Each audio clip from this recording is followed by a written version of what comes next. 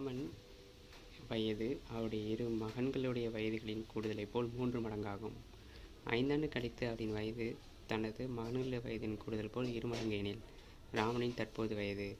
இப்போ அவங்க பசங்க பங்கு கூட்டினா 1 பங்குனா அவரோட வயசு 3 பங்காம்.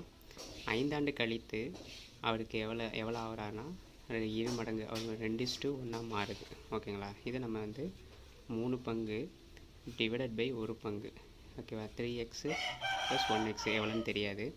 எவ்வளோ கண்டு கழித்து 5 ஆண்டு கழித்து, அப்போ +5.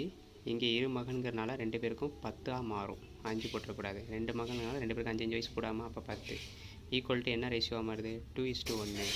அவ்வளோதான். இப்போ இதை இங்கே பெருக்குங்க. அப்போ 3x + 5 = 2x + 20 அப்படின்னு மாறும். இந்த 2x இங்கே வந்துச்சுன்னா மைனஸாக மாறும். 3x - 2x = இந்த 5 இங்கே போணுச்சுன்னா மைனஸாக மாறும். அப்போ 20 - 5 அப்போ = 15. இப்போ 3xல் 2x போச்சுன்னா x = 15 அப்படின்னு கிடச்சிரும். இப்போ நமக்கு தற்போது வயசு கேட்குறாங்க. அப்போ தற்போது என்ன இருக்குது? 3:1 இருக்குது. அப்போ கொண்டு போய் அப்ளை பண்ணுங்கள். அப்போ 45. ஆன்சர் 45. இரு மகன்களின் வயதுகளின் கூடுதல் எவ்வளோ? அது 1 இருக்குது. அப்போ 15. அப்போ 2 பேருக்கும் 45 15னா 3:1 வந்துருச்சு. இப்போ தற்போது ஆளுக்கு 5 வருஷம் ஆயிரும்ல.